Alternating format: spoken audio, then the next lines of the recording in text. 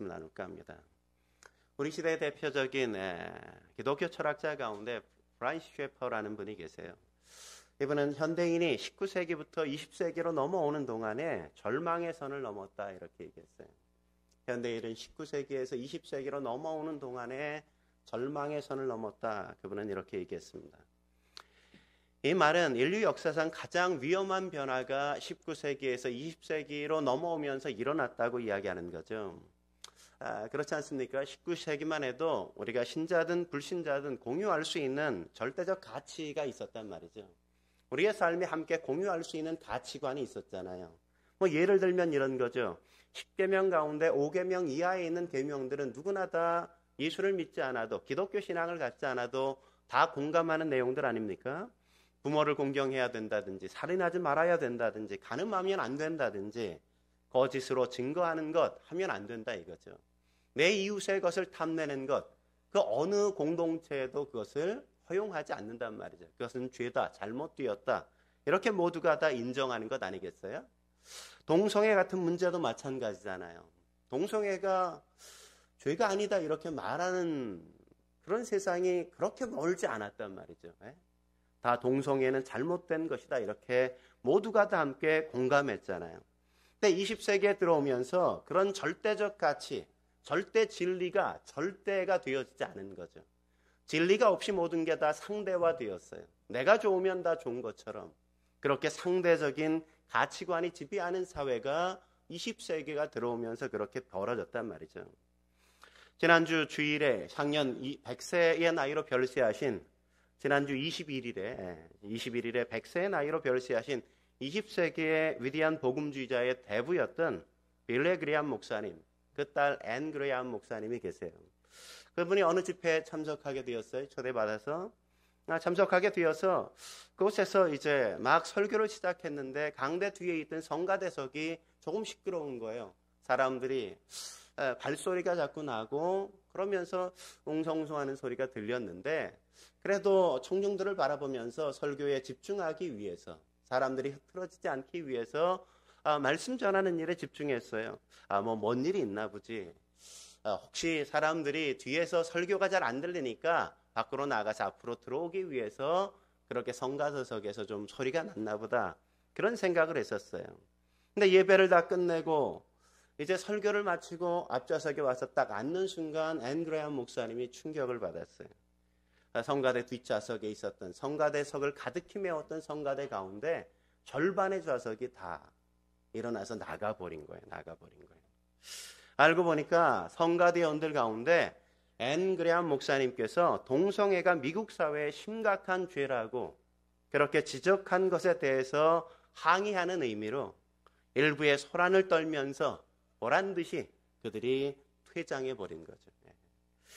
이젠 교회에서조차도 성경에서 말하는 절대 가치에 대한 상실을 경험하는 시대가 되어지지 않았습니까? 하나님의 말씀이 그렇게 얘기해도 내가 그렇게 동의하지 않으면 그것을 하나님의 말씀으로 받지 않는 사회, 이것보다 더 무서운 세상, 무서운 사회는 없단 말이죠. 그래서 절망의 선을 넘었다 그렇게 이야기하는 겁니다. 저는 그런 현상이 오늘 바울이 전도 지역으로 선택하고 갔던 아테네도 마찬가지라고 저는 생각해요. 우리 성경에 보면 아덴이라고 번역되어 있는데 오늘날 그 아덴은 아테네를 의미하는 겁니다. 그리스 아테네를 의미하는 거죠. 아테네는 어떤 도시였어요? 아테네는 지성의 상징 아니었습니까? 인류의 지성을 대표하는 도시가 아테네였습니다. 철학이 다 아테네에서부터 태어나지 않았습니까? 소크라테스가 그곳에서 태어났고 그의 제자 플라톤도 아테네 사람이었고 플라톤의 제자 아리스토텔레스도 다 아테네 출신이었단 말이죠. 소크라테스, 플라톤, 아리스토텔레스만이 아니라 그 도시의 거대한 사람들이 다 이야기하면 알만한 위대한 철학자들이 다 아테네에서 나왔단 말이죠. 수많은 위대한 철학자들을 배출했던 도시가 아테네였습니다. 그러나 하나님을 잃어버린 인류의 지성의 집단들이 하나님을 잃어버리자 그들은 쾌락주의, 에피큐로스 학파가 말하는 게 쾌락주의였죠. 쾌락주의에 빠져버리고 반대로 스토아학파 같은 경우는 금욕주의에 빠져버리지 않았습니까? 쾌락주의가 뭐예요? 쾌락주의는 노세 젊어서 노세, 늙어지면 못 노나니. 이게 쾌락주의란 말이죠. 그러니까 쾌락주의자들은 뭘 중시했겠어요? 쾌락이 중요하니까 이 현실이 중요하다 생각했어요. 내세에 대한 관심이 있지 않았습니다. 이 땅이 전부니까 이 땅에서 우리가 마음껏 즐기면서 살자. 그래서 향락주의에 빠졌단 말이죠. 몸을 아무렇게나 써도 상관이 없다. 그래서 그냥 쾌락을 느낄 수만 있다면 그 모든 쾌락을 추구하고자 한 게 이 쾌락주의자들의 모습이었어요. 그의 반대 학파가 스토아 학파였단 말이죠. 스토아 학파는 금욕주의를 주창했어요. 그들은 육체적인 쾌락을 멀리하고 극기하고 절제하면서 욕망을 억제함으로 우리가 진정으로 행복해질 수 있다. 그들은 그렇게 생각했단 말이죠. 그들은 뭘 했을까요? 억제했으니까, 극기했으니까 몸을 학대했죠. 학대했어요. 몸을 학대하면서 도 닦는다고 산에 올라가고 높은 데 올라가서 그냥 그렇게 지내면서 나는 너희와 달라 이렇게. 그런 것에서 자기의 가치를 자꾸만 보여주고자 하는 그런 삶을 살았단 말이죠. 인류의 지성이라고 생각했던, 인류의 대표라고 생각했던 그들, 똑똑한 사람들이 다 모여서 이야기한 게 하나는 쾌락이요, 또 하나는 금욕이요. 하나님을 떠난 인간이 추구하고 살아가는 가장 고결하다고 여겼던 게 그런 것에 지나지 않았습니다. 그런데 또 놀라운 건 뭔지 아십니까? 그런 탁월한 지성의 도시의 사람들이 우상숭배를 일삼았다는 거죠. 우상숭배를. 그것은 절대적인 신이 존재하지 않았습니다. 하나님을 부정하는 인간은 자신들의 필요를 따라서 다양한 신들을 만들어 놓은 거죠. 그러다 보니까 모든 신들은 다 상대적이었고 절대적이지 않았어요. 그래서 아테네엔 5천 명이 살았는데 그 5천 명이 사는 도시에 우상이 얼마나 많았는가? 무려 3만 우상이 있었어요. 3만 우상.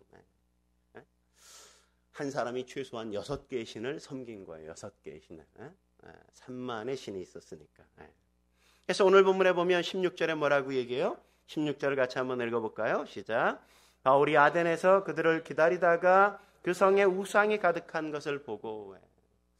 아테네 인류의 지성들이 살았던 그 도시에 뭐가 많았어요? 우상이 가득했다.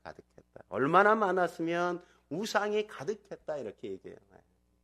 똑똑해지면 똑똑해질수록 우리는 합리적이고 과학적인 걸 추구할 것 같지만 그 똑똑하면 똑똑할수록 더 미신을 숭배하는, 우상을 숭배하는 자리로 나아가는 이 세대를 아테네에서 이 현실을 다시 한번 우리는 확인할 수 있는 거죠. 그런 우상의 도시, 그것은 단순히 아테네만이 아니죠. 오늘날도 우리가 사는 이 시대도 마찬가지란 말이죠. 그렇다면 우상의 도시에서 영적 전쟁 어떻게 해야 될까요? 첫째로 우리는 거룩한 분노를 느낄 수 있어야만 합니다. 거룩한 분노를 느낄 수 있어야 돼요. 오늘 보면 16절에 그렇게 얘기하지 않습니까? 16절 말씀 같이 한번 읽어볼까요? 시작. 바울이 아덴에서 그 성에 우상이 가득한 것을 보고 마음에 격분하여.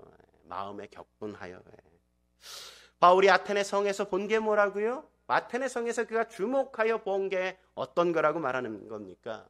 그는 그냥 보여지는 것만 본 게 아니란 말이죠. 그는 주목하여 본 게 뭐라고요? 우상이 가득한 걸 그는 지역마다 다니면서 확인했다는 것 아니겠습니까? 여러분 같으면 오늘날 지금 딱 비행기 티켓 줘서 여러분이 그리스 아테네로 여행 갈 수 있다면 여러분 가서 뭐 볼 것 같아요? 가가지고 여러분들도 그 땅에 있는 많은 화려한 건축물들, 예전에 건축했던 그 화려한 파르테논 신전이나 그런 것들을 다니면서 와 멋있다 이런 생각하지 않겠어요, 그죠? 야 어떻게 이런 걸 만들었을까? 이 건물이 어떻게 가능했을까? 이런 극장이 그 시대에 어떻게 가능했을까? 이 시대에도 없는데 그런 생각 막 하면서 감탄하고 감격하지 않겠습니까? 저도 몇 년 전에 유럽 선교 가니까 유럽 선교 가서 제일 많이 놀란 게 뭐냐면 유럽 선교 딱 가서 보는 그 성당 있잖아요. 그 성당, 교회 건물을 보고 와, 절로 탄성이 나오더라고요.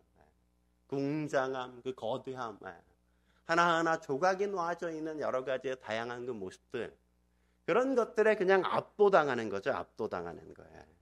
다 새롭거든요. 다 놀랍거든요. 신세계처럼 느껴진단 말이죠. 그런데 바울은 아테네를 돌면서 그런 건물의 외형을 보고 그것에 감탄하지 않았다고. 그는 그 건물 속에 담겨져 있는 우상 숭배를 그는 바라보았단 말이죠. 네. 얼마나 많았다고요? 온 성에 가득했다. 아테네만 우상의 도시입니까? 지금 우리가 살고 있는 이 시대에도 우상의 도시잖아요. 아테네처럼 지식과 문명이 발달했지만 우상 숭배가 여전히 극성을 부리고 있는 게 1973년도에 이 땅에 무당이라고 자기가 등록한 사람이 3만 명에 불과했어요. 3만 명에. 근데 15년이 지나서 그 인구가 무려 80만으로 늘었어요. 지금 현재는 100만 명이 훨씬 더 무당수가 넘는단 말이죠. 목회자의 수와 비교해가지고 목회자는 잽도 안 돼. 무당이 훨씬 많아요. 네? 여러분, 대기업 CEO들도 늘 역술인 앞에 가가지고 신년이 되면 늘 조아리고, 네? 오늘의 운세 이런 거 올해 어떨지 운을 보지 않습니까? 대선 때마다 뭐예요? 대선 주자들이, 정치인들이 역술인들 앞에 가가지고 조아리고 내가 대통령이 될 수 있는지 그 역술인들에게 묻고 있는 게 이 땅의 현실 아니겠어요? 네? 지난해 제가 여름 휴가 때 의선이가 홍대 한번 가고 싶다 그래서 홍대 거리를 처음 가봤어요. 홍대 거리가 그렇게 길지 않더라고요. 근데 굉장히 큰 충격을 받은 건 홍대 거리 한 5m를 지나가면 끊임없이 타로 점집이 즐비하게 가득하게 널려 있는 거예요. 제가 보고 충격을 받았어요. 저는 미신은, 우상 숭배는 농어촌이나 그냥 어른들만 그냥 그렇게 섬기고 숭배하겠거니 이런 생각을 했는데 도시 한복판에, 그리고 노인네 어르신들이 아니라 그냥 젊은 아이들이 타로 전화들면서 우상 숭배를 일삼고 있는 그 모습을 저는 보면서 충격을 받지 않을 수가 없었습니다. 오늘날도 마찬가지잖아요. 영화를 제작할 때도 돼지머리 하나 갖다 놓고, 그죠? 공사를 시작할 때도 돼지머리 하나 딱 갖다 놓고, 개업할 때도 돼지머리 하나 딱 갖다 놓고, 그래서 돼지가 웃는 모습으로 죽은 게 그렇게 비싸다며요. 웃는 모습으로 죽은 그 돼지가 비싸다며요. 그렇게. 그런 모습을 보면서 오늘 바울이 어땠다는 거예요? 바울이 마음에 격분하여. 우상으로 가득한 도시를 보면서 분노가 마음속에 일어났단 말이죠. 그래서 격분했다는 겁니다. 여기서 격분이라는 말은 헬라어 파록시노라는 단어로 발작적인 분노가 일어났다 이런 거예요. 발작적인 분노가 일어났다. 발작이란 영어 단어 페럭시즘이라는 단어가 이 파록시노라는 단어에서 온 겁니다. 바울은 우상들을 보면서 발작적인 분노를 일으켰단 말이죠. 거의 본능적인 분노를 일으켰다는 것 아니겠어요? 왜 본능적인 분노를 일으켰을까요? 마음이 격분하여라는 헬라어를 직역하면 우리가 그 의미를 이해할 수 있어요. 이 단어의 의미는 이런 겁니다. 바울의 속에 있는 그 영이 격분하여 이런 거예요. 바울의 속에 있는 그의 영이 격분했다 이거죠. 이게 뭐예요? 분노의 주체가 바울의 영이었단 말이죠. 바울의 영. 그러니까 격분은 바울 안에 계신 성령께서 일으키시는 분노를 바울이 밖으로 표출해낸 거란 말이죠. 그러니까 분노의 주체가 뭐예요? 바울 안에 계신 성령께서 우상 숭배의 그 환경을 보면서 분노를 일으켜 그 몸으로 일어난 바울이 밖으로 드러낸 게 바울이 마음이 격분하여 이 말의 본질적인 의미란 말이죠. 여러분, 하나님께서 주신 10계명, 제1계명이 뭡니까? 너는 나 외에 다른 신을 내게 두지 말라 이거죠. 하나님은 우상 숭배를 제일 싫어하신단 말이죠. 우상 자체를 하나님은 용납하시지 않는단 말이죠. 그래서 이스라엘 백성들이 모세가 시내산에 올라가서 하나님과 교제할 때 그들이 밑에서 금송아지 만들어 놨잖아요. 그리고 그걸 하나님이라고 그들이 숭배하지 않았습니까?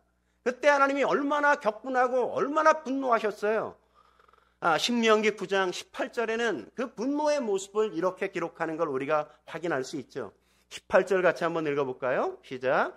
그리고 내가 전과 같이 40주 40야를 여호와 앞에 엎드려서 떡도 먹지 아니하고 물도 마시지 아니하였으니 이는 너희가 여호와의 목전에 악을 행하여 그를 경노하게 하여 크게 죄를 지었음이라.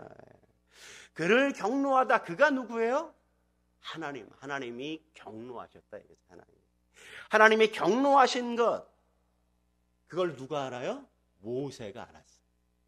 하나님이 우상 숭배하는 이스라엘 백성, 내 백성이 어떻게 우상 숭배하는가, 거기에 대한 거대한 분노를 일으키셨고 그것을 곁에 있던 모세 역시도 함께 경험했다 이거. 모세가 얼마나 그게 분노가 일었으면, 하나님의 분노가 그렇게 심한 걸 알았으면 그는 먹지도 않고 마시지도 않았어요. 그는 금식할 정도로 하나님의 분노를 그렇게 대변하는 모세의 모습을 여기서 확인하는 것 아니겠습니까? 오늘 바울도 마찬가지인 거예요. 성령께서 그 안에서 일으키는 거대한 분노, 우상 숭배에 대한 거대한 분노, 그것을 마음속에 그냥 담아둘 수 없어서 그는 하나님의 마음을, 성령께서 주시는 마음을 몸으로 같이 드러내어 표현했다 이거죠. 믿음이 뭡니까? 믿음이란 세상의 모든 불신 행위, 악, 범죄, 불의, 그런 것에 대한 영적인 격분이란 말이죠. 분노란 말이죠. 잘 아는 성도 여러분, 우상 숭배에 대해서 우리가 의로운 분노를 일으켜야 돼요. 거룩한 분노를 느낄 수 있어야 된단 말이죠. 하나님의 자리에 그 어떤 것을 놓으면 결코 안 된단 말이죠. 삶의 우선순위는 언제나 하나님이셔야지 그 어떤 것도 그 자리를 대신할 수 없단 말이죠. 왜요? 그분이 창조주세요. 그분이 모든 만물의 주인이시기 때문에 우리는 그분의 자리에 그 어떤 것도 감히 둘 수 없단 말이죠. 뿐만 아니라 우리들 역시 우리의 삶에 은밀히 파고든 우상이 있지 않은지 우리 자신의 내면을 살펴볼 필요가 있습니다. 예수님을 보십시오. 예수님이 예루살렘 성에 올라가셔서 하셨던 일이 뭡니까? 예수님이 예루살렘 성전이 막 시장 바닥이 된 걸 보고 예수님이 가만히 계시지 않잖아요. 성전 앞에 질비하게 열려진 비둘기 파는 장사꾼들, 양 파는 장사꾼들, 성전이 예배 자리가 아니라 장사꾼들로 가득했어요. 왜 그들이 거기 와서 장사했어요? 종교 지도자들이 그들과 담합해서 수익의 얼마를 착복하는, 그래서 거기서 수익을 얻기 위해, 돈을 벌기 위해서 종교 지도자를 마저 하나님을 예배해야 될 그 자리를 그렇게 돈 버는 장소, 돈의 우상을 섬기는 자리로 그렇게 허용하고 내버려뒀기 때문 아니겠습니까? 저는 그 모습을 생각할 때마다 우리의 기도를 생각하지 않을 수가 없어요. 우리가 하나님 앞에 기도를 드릴 때마다 우리의 기도의 중심엔 언제나 돈에 대한 것이 가장 크지 않나. 경제적인 문제 때문에 우리가 하나님 앞에 구하는 것이 가장 크지 않나. 하나님을 구하는 게 아니라 나의 어떤 욕망을 얻기 위해서 하나님을 도구화하는 건 아닌가. 물론 우리가 먹고 사는 문제를 위해서도 기도해야죠. 왜요? 예수님께서도 일용할 양식을 주옵소서라고 기도하라고 우리에게 말씀하셨기 때문에 우리는 그런 기도를 드리지 못한다는 게 아니에요. 그러나 중요한 건 뭐예요? 하나님이 목적이고 그것이 도구여야지, 돈이나 다른 것이 목적이 되어지고 하나님을 도구화해서는 결코 안 된다는 거죠. 주종이 바뀔 수는 없단 말입니다. 예수님이 보십시오. 그 성전에 가셔서 그냥 아유 그래 사는 게 어려우니까 그렇지 그러면서 주님이 이해하시고 자비를 베푸시고 용서하셨습니까? 아니죠. 주님께서 어떻게 하세요? 사람들을 다 내쫓잖아요. 그죠?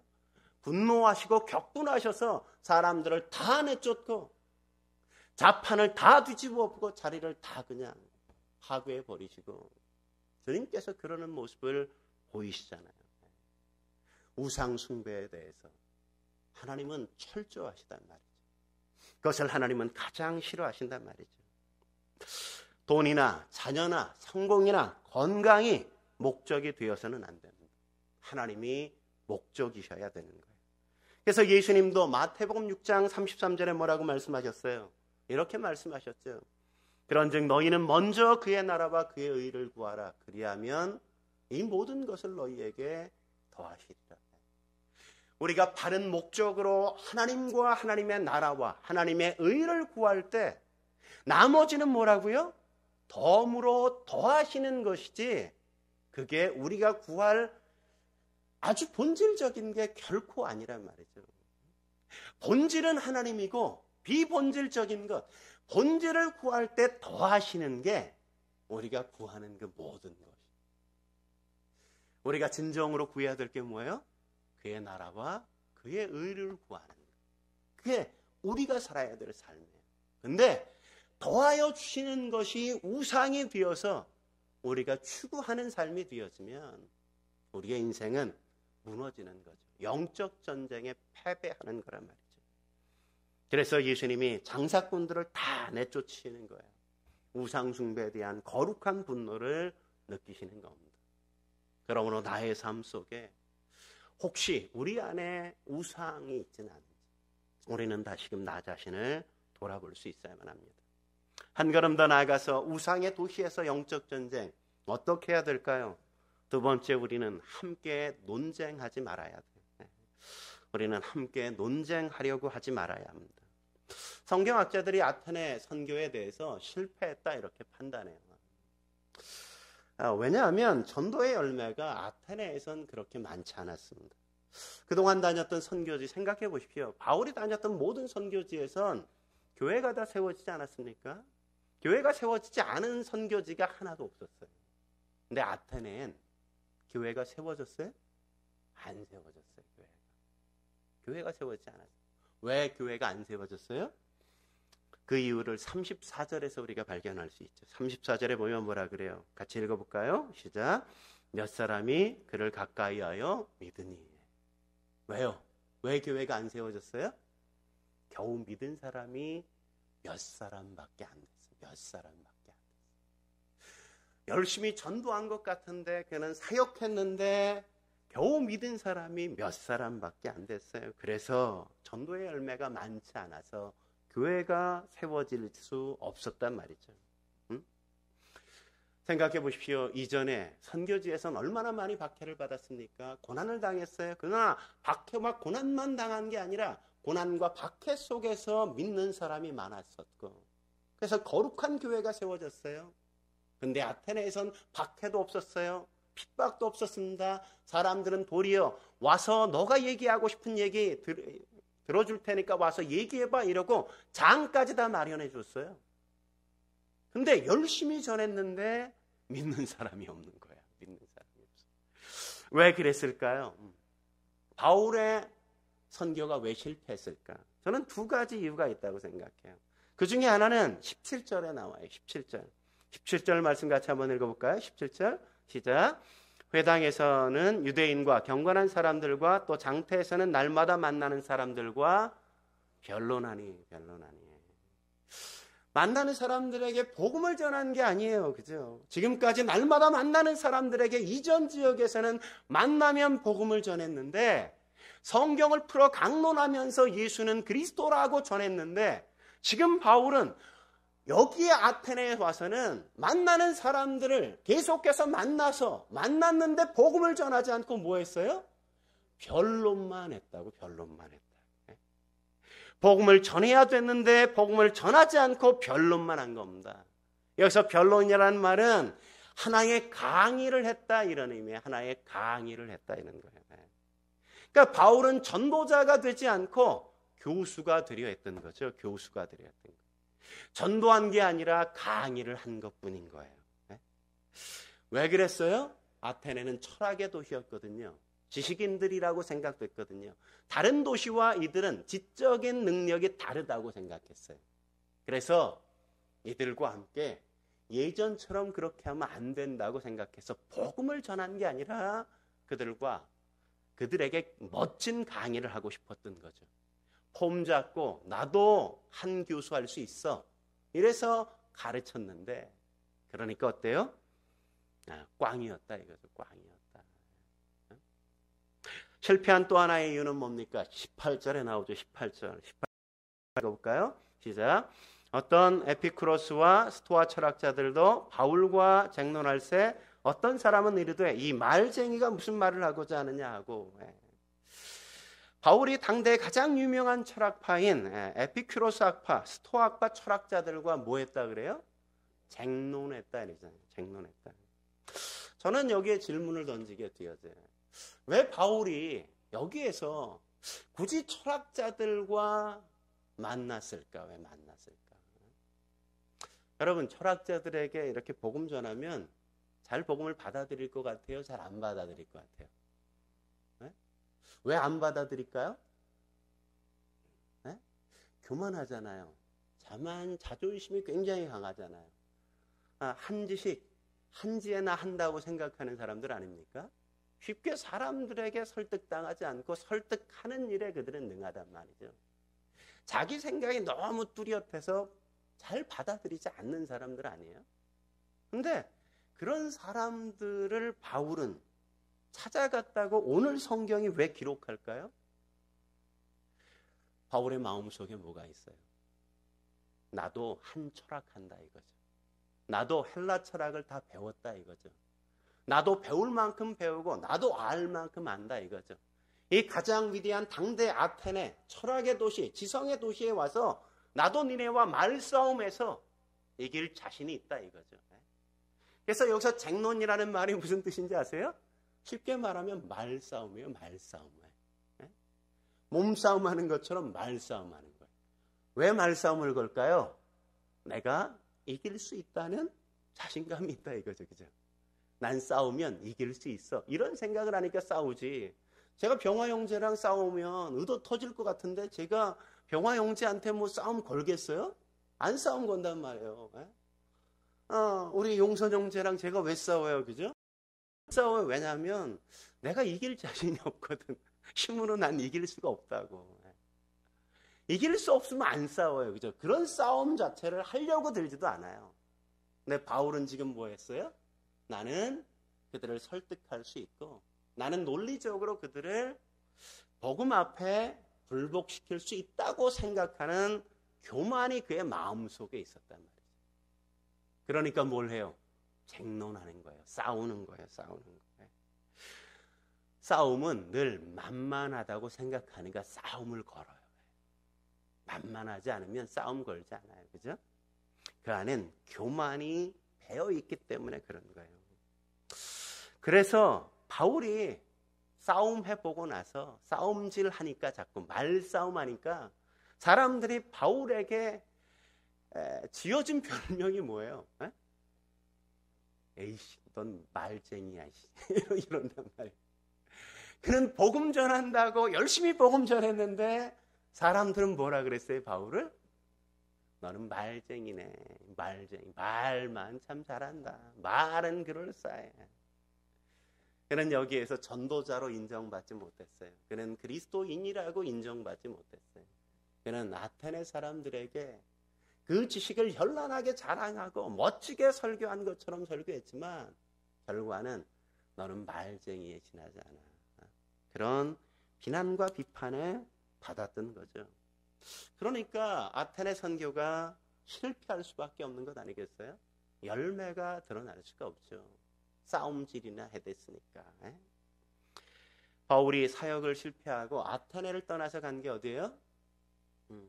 여러분 제발 설교 듣기 전에 다음 주에도 사도행전 하잖아요.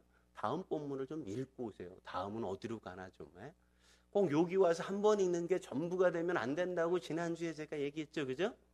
설교는 사도행전 나가니까 계속 읽어보시라고. 그래야 성경이 더 들어올 거 아니에요. 그죠? 그 다음에 어디로 가요? 고린도로 가죠. 그죠? 고린도. 나중에 고린도에 가서 사역하고 나서 고린도를 떠나서 나중에 고린도 교회 성도들에게 편지를 쓰면서 이 아테네 사역에 대한 이 트라우마, 이것을 이 고린도 교회 성도들에게 이렇게 표현하는 걸 우리가 고린도서에서 만나요. 고린도전서 1장 27절 29절 같이 한번 읽어볼까요? 천천히 함께 읽겠습니다. 시작. 그러나 하나님께서 세상에 미련한 것들을 택하사 지혜 있는 자들을 부끄럽게 하려 하시고 세상에 약한 것들을 택하사 강한 것들을 부끄럽게 하려 하시고 하나님께서 세상에 천한 것들과 멸시받는 것들과 없는 것들을 택하사 있는 것들을 폐하려 하시나니 이는 아무 육체도 하나님 앞에서 자랑하지 못하게 하려 함이라. 바울이 왜 이런 얘기할까요? 하나님 앞에서 나는 그때 좀 자랑질을 했거든. 아테네 딱 가서 그래 나도 철학했어. 이래서 하나님 앞에서 내가 자랑질 했다는 거에 대한 후회. 그런 걸 여기서 지금 표현하고 있는 거죠. 지혜의 도시가 어디예요? 아테네잖아요. 아테네 땅에 가서 내가 자랑질 해서 결과가 뭐라고? 실패다 이거죠. 하나님이 교만하면 자랑질하면 하나님이 그를 쓰신다 안 쓰신다? 그는 안 쓰신다 이거야. 나를 절대화하고 하나님을 상대화하고 내가 높아지고 하나님을 낮추고 내가 잘나고 나머지를 까는 것 그런 것에선 결코 하나님은 그 사람을 쓰실 수가 없다 이거죠. 쓰실 수가 없다. 이 쟁론의 뒤에는 뭐가 있어요? 그 교만이 있다고. 교만하면 하나님은 쓰실 수가 없어요. 그러므로 사랑하는 성도 여러분, 어제까지 내가 쓰임 받았다고 오늘 내가 쓰임 받는 거 아니에요. 어제는 겸손해서 하나님이 날 쓰셨지만 오늘 교만하면 하나님은 안 쓰셔. 버리실 수 있다고. 내버려둘 수 있어요. 내버려두면 결과가 뭐예요? 처절한 실패를 경험하는 거죠. 하나님의 뜻을 받아들이지 않고 하나님의 말씀을 어기면서 불순종하면서 내 고집을 꺾지 않으면 거기엔 실패밖에 없다. 아픔밖에 없다. 그러므로 우리가 영적 전투에서 승리하려면 어떻게 해야 돼요? 겸손해야 돼. 싸우려고 하지 말아요. 섬기려고 해야지. 싸우는 게 아니에요. 마지막으로 우상의 도시에서 영적 전쟁 어떻게 해야 될까요? 마지막으로 우리는 십자가 복음을 전할 수 있어야 돼요. 우리는 십자가 복음을 전할 수 있어야 됩니다. 바울은 아테네 전도의 실패의 가장 큰 원인이 쟁론한 것, 논쟁한 것이라고 그는 생각했습니다.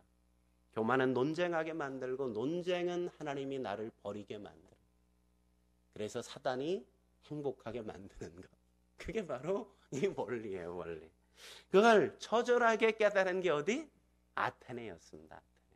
그래서 아테네 선교 이후에 바울이 자주 뭘 얘기하냐면 그의 편지 가운데 논쟁하지 마 이런 얘기를 자주 해요. 정말 그런지 한번 볼까요? 디모데후서 2장 23절 말씀 같이 한번 읽겠습니다. 2장 23절 읽겠습니다. 시작. 어리석고 무식한 변론을 벌이라 이에서 다툼이 나는 줄 알미라. 변론은 뭐라고요? 어리석고 무식한 짓이다 이거예요. 변론 자체가 어리석고 무식해. 그 변론이 만드는 결과가 뭐라고? 싸움밖에 만드는 게 없다고. 다툼밖에는. 다툼만 일으킨다 이거죠. 그것을 디모데에게 야 변론하지 마, 논쟁하지 마 그래서 그렇게 얘기하죠. 또 한 것 디도에게 디도서 3장 9절 디도에게도 똑같은 이야기를 나누는 걸 우리가 볼 수 있죠. 디도 같이 읽어볼까요? 시작. 그러나 어리석은 변론과 족보 이야기와 분쟁과 율법에 대한 다툼은 피하라. 이것은 무익한 것이요 헛된 것이니라. 더 분명하게 얘기하잖아요. 그죠? 변론과 분쟁, 율법에 대한 다툼 이런 건 하지 마. 이게 뭐라고요? 무식하고 헛되다고요. 백해 무익할 뿐만 아니라 다 헛된 열매밖에 만드는 게 없다 이거죠.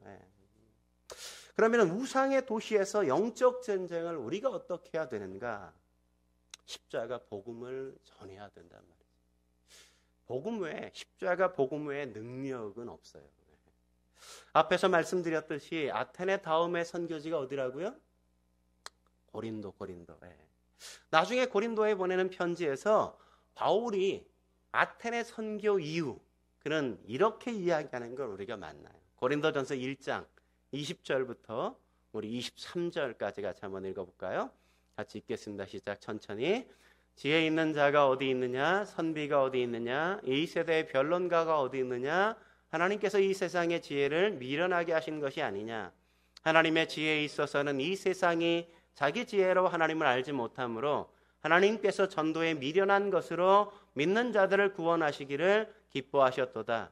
유대인은 표적을 구하고 할례인은 지혜를 찾으나 우리는 십자가에 못 박힌 그리스도를 전하니. 20절이 재밌잖아요. 지혜 있는 자가 어디 있냐? 선비가 어디 있느냐? 변론자가 어디 있냐? 그런 사람이 어디 있었어요? 아테네에 있었잖아요. 아테네. 아테네 사람들이 지혜 있었고 선비라고 그들은 자부했고 그들은 그래서 변론을 일삼았잖아요. 그죠? 그러니까 딱 아테네 사람들에 대한 이야기예요. 그래서 자기도 뭘 했어? 나도 변론을 했는데 그런데 꽝이었단 말이에요. 나도 선비 행세를 하고 지혜 있는 척하고 그래서 그들과 논쟁했는데 그거 가지고는 사람의 지혜로는 하나님을 알 수 없다는 걸 거기서 나는 처절하게 깨달았다. 그 깨달음을 갖고 나서 그가 뭘 하겠다고 이야기해요? 23절에 우리는 십자가에 못 박히신 그리스도를 전하니. 내가 전할 수 있는 것, 내가 전할 수밖에 없는 것, 내가 붙들어야 될 것, 그것은 십자가 복음밖에 없다. 나는 앞으로 사람의 지혜를 갖고 사람을 설득하려고 들지 않겠다. 인간의 이성으로 사람을 이해시키려고 노력하지 않겠다. 나는 예수, 십자가 복음만 전하겠다. 바울이 고린도전서 2장 1절에서 3절 말씀에도 그런 말씀을 다시 반복하는 걸 우리가 확인할 수 있죠. 왜 반복해요? 왜 반복해요? 중요하니까. 그죠? 그만큼 상처가 깊었으니까. 그죠? 그만큼 거기에서 교훈을 깊게 얻었으니까 반복하는 거죠. 1절부터 3절 같이 한번 읽어볼까요? 시작. 형제들아, 내가 너희에게 나아가 하나님의 증거를 전할 때 말과 지혜의 아름다운 것으로 아니하였으니 내가 너희 중에서 그 예수 그리스도와 그의 십자가에 못 박힌 것 외에는 아무것도 알지 아니하게로 작정하였음이라. 내가 너희 가운데 거할 때 약하고 두려워하고 심히 떨었노라. 그러니까 아테네 가가지고 열심히 복음 전하고 실패하고 나서 여기에 와서 내가 인간의 지혜를 가지고 말로써 사람들을 예수 믿게 하려고 했구나. 그것 때문에 어땠어요? 너희 가운데 거할 때 약하고 두려워했다. 내가 하나님 앞에 내 교만, 내 자만 이것들을 발견하고 내가 하나님 앞에 뭔 짓거리 한 거야. 거기에 대한 거대한 후회. 그래서 두려울 정도였단 말이죠. 그래서 그가 하겠다는 게 뭐예요? 2절 말씀에 내가 너희 중에서 예수 그리스도와 그의 십자가에 못 박힌 것 외에는 아무것도 알지 아니하기로 작정하였다. 나한테 가장 중요한 것, 나의 인생의 가장 중요한 핵심, 본질, 예수 그리스도. 그분이 십자가에 못 박혀 죽으신 것이라고 그는 그렇게 고백한 거죠. 그가 전한 게 뭐겠어요? 내가 십자가 외에는 다른 거 전하지 않겠다 이거죠. 왜 바울이 십자가를 전하는 겁니까? 십자가에서 예수님께서 하나님이신 성자 하나님께서 이 땅에 내려오셔서 우리 인류의 모든 죄를 그곳에서 사하셨기 때문 아니겠어요? 모든 사람은 죄인이잖아요. 저도 죄인이고 여러분도 죄인 아닙니까? 나는 죄인이 아니에요 라고 이야기할 수 있는 사람이 있으세요? 죄를 짓지 않는 인류가 어디 있어요? 모든 사람은 다 죄인이란 말이죠. 죄의 삭은 뭐예요? 사망이에요. 사망. 죄인은 다 죽어야 돼. 우리는 죽을 수밖에 없는 절망 그 속에 있었단 말이죠. 하나님이 그런 우리를 사랑하셔서 그 아들을 이 땅에 보내시고 30년 이 땅에 사시게 하시다가 3년 공생에 사시고 십자가로 걸어가신 것 아닙니까? 그분이 십자가에서 우리의 모든 죄를 짊어지시고 십자가에 못 박혀 죽으셨단 말이죠. 그리고 그분이 우리의 죄를 씻을 뿐만 아니라 우리를 다시금 살리시기 위해 그리고 하나님의 자녀가 되게 하기 위해서 부활하셨단 말이죠. 그래서 누구든지 요한복음 1장 12절에 뭐라 그래요? 영접하는 자 곧 그 이름을 믿는 자들에게는 하나님의 자녀가 되는 권세를 주셨다고 이야기하잖아요. 예수님께서 우리에게 뭐라고 말씀하십니까? 내가 곧 길이요 진리요 생명이니 나로 말미암지 않고는 아버지께로 올 자가 없느니라. 예수만이 유일한 구원의 길이란 말이죠. 우리는 우리의 죄를 스스로 해결할 수 없어요. 죄가 만들어내는 거대한 파괴를 우리는 날마다 경험하며 살잖아요. 분노하고 다투고 시기하고 질투하고 여전히 사람들에 대해서 파괴적인 나 자신 날마다 바라보면서 우리는 늘 살잖아요. 예수님이 뭐라고 말씀하십니까? 바울이 뭐라고 얘기해요? 천하 인간의 구원을 얻을 만한 다른 이름을 주신 적이 없다. 사도행전의 말씀에서 그렇게 이야기하잖아요. 인류를 구원할 유일한 복음, 예수 십자가, 그 복음밖에 없단 말이죠. 그것이 진정 우리가 동의하는 복음이라면, 그것이 진정 우리를 구원한 복음이라면, 사망에서 생명으로, 심판에서 구원으로 우리를 그 복음이 인도하셨다면 우리가 어찌 그 복음을 전하지 않을 수가 있겠습니까? 우리가 어찌 삶에서 그 복음을 말하지 않고 살겠습니까? 아직도 우상 앞에 절하고 헛된 것을 구하고 본질이 아닌 것을 추구하는 삶을 사는 사람들 앞에서 본질을 알고 본질을 추구하는 인생이 어찌 그것을 가르쳐주지 않을 수 있어요? 그러므로 사랑하는 성도 여러분, 십자가 복음 앞에 여러분이 서실 수 있길 주의 이름으로 축원합니다. 그리고 그 복음으로 여러분이 감격하고 그 십자가의 복음을 함께 전하면서 여러분의 삶을 변화시키는 소중한 인생이 되어지길 주의 이름으로 축원합니다. 함께 기도하시겠습니다.